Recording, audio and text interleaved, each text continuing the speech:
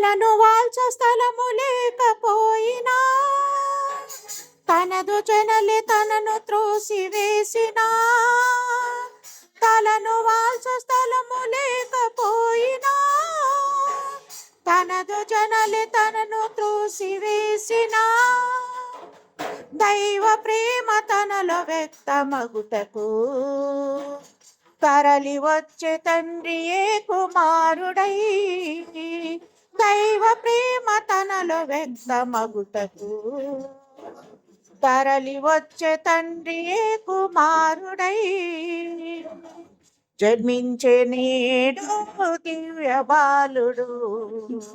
నిజంబు బెత్లెహేము పురమునందునా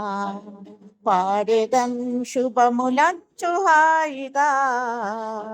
మధురమైన ఈ దివ్య వేళలో